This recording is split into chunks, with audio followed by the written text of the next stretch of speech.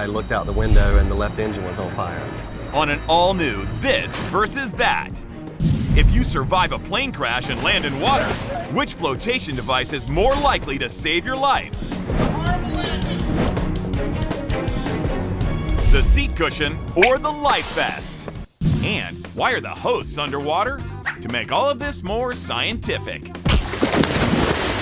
And who are all the people? They're helping with the experiment, and they're single. Did I mention Brad as the director? Plus, we reveal which popping method yields the fluffiest popcorn with the fewest unpopped kernels. That's very sciencey. You're dying. You're suffocating. What is This versus That? It's the show that uses science to investigate questions everyone seems to have. Blackjack or crap? Should I buy a hybrid car? A life vest or the seat? But no one else can seem to answer. Not it. And these are your guys. There's Mark DiCarlo. Dwarves, druids, a murder of crows. Chris Tallman. Sleeping And Brad Sherwood. They're three friends with an intense curiosity about how the world really works. You are an idiot. And now, they've been handed the tools, granted access, and provided the resources to find out. They'll ask questions. What's the best type of food to have on your island in a hurricane zone? Speak with the experts. Conduct experiments. I can't feel my fingertips. And discover the facts. Then, at the end of each episode, your questions will be answered. Really? Yes. That's great. Yeah. The science within arm's reach will be made clear. And the right decision for you to make will ultimately be revealed. I'm not sure what we proved, but we did it. This versus That. Ladies and gentlemen, although the fasten the seatbelt sign has been switched off at this time, we would like to suggest the use of your seatbelts at all times while seated.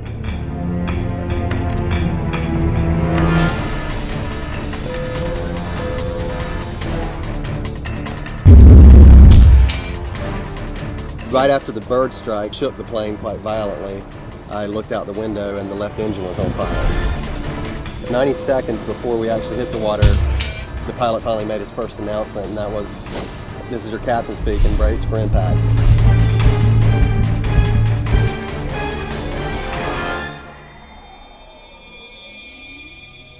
And in those 90 seconds, what decision did Ben Bostic make to aid in his own survival?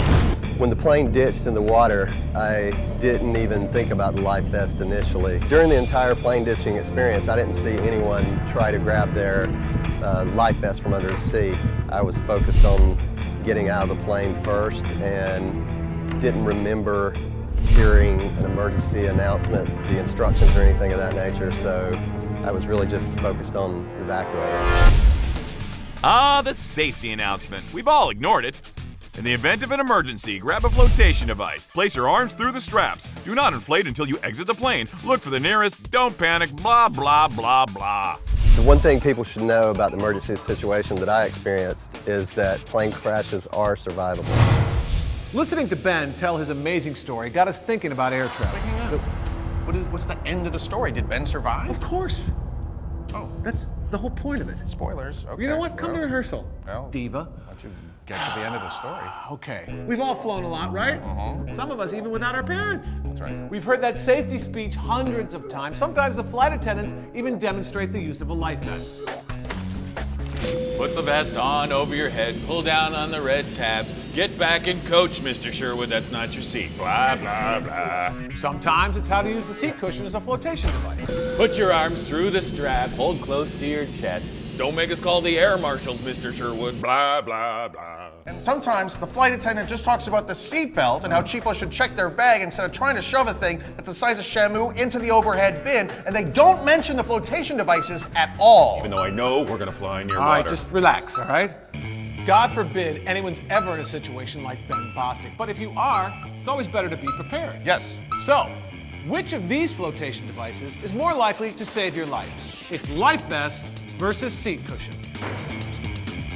Now this one already starts with one strike. If you're floating in the ocean, do you really want something so close to your face that's been so close to so many butts. Take a whiff. I am not done with that. In order to make the right decision, the one that will aid in your survival rather than hasten your death, you're going to need some information. Information you can easily discover in a motel pool. A seat cushion is basically a giant sponge. Sponges float well when they're dry. However, after you've been in the water a while and the sponge, seat cushion, absorbs some water, now they don't float quite as well. Which is why seat cushions have the spongy side and then underneath a foam pad that doesn't absorb water and keeps you buoyant. Now, one important thing to note is that the human body is almost exactly neutrally buoyant. Which means on its own, it just barely floats out of the water. Like this nice lady right over here. Just barely. Brad. Like 2 islands Brad. floating. Science. All right. Now, when you're in the water in like a crash landing scenario, you don't want to be just barely floating, you know, because like the waves are kicking up and it's choppy. You want to have your head and shoulders out of the water. You need a flotation device. Are you having fun? Yeah? It's good for you? Good. Good for you? No.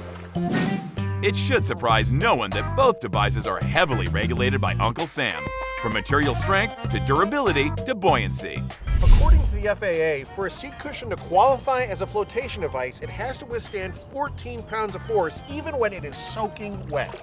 And a life vest has to have 35 pounds of buoyancy force. 36 pounds if you're holding a big bag of potato chips and some onion dip. We're now going to hook each one of these up to a buoyancy scale underwater and see how much floating pressure it pulls against the scale to measure their buoyancy force. Chris? I'm trying. Just like it's supposed to, the seat cushion generates 14 pounds of buoyant force. And the life vest? Bingo! 35 pounds. However, buoyancy isn't a flotation device's only requirements. So now, more of the FAA's flotation device regulations. Plus, Brad Sherwood names products, and you guess at home if they're actually available from the Sky Mall catalog. Frequent compression, perspiration, or cleaning cannot reduce the seat cushion's buoyancy. Life-size Bigfoot garden Yeti sculpture. The seat cushion must remain buoyant for 8 hours. Kindle Fire with dedicated pacemaker USB hub. The seat cushion can't deteriorate as a result of prolonged moisture exposure. Toilet roll iPod docking station. Oh, I've seen it. That's real. That is? Yeah. I'm going to say it's not real and that you are a gypsy. No. It's real, and you can listen to rap while you take a crap. The fabric on the life vest must have a tensile strength of 210 pounds per inch. Polarized canine sunglasses. Proper application can't choke or restrict blood flow. With the regulations behind us, it's time for our first practical test. How well do these flotation devices work in an emergency scenario? On the edge of a hotel pool that doesn't come nearly close enough to a real disaster,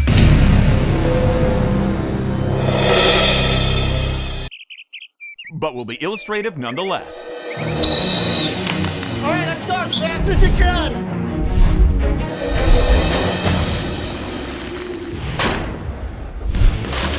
Coming up, if you survive an airline crash in near freezing water, one flotation can help save your life. The other will hasten your death.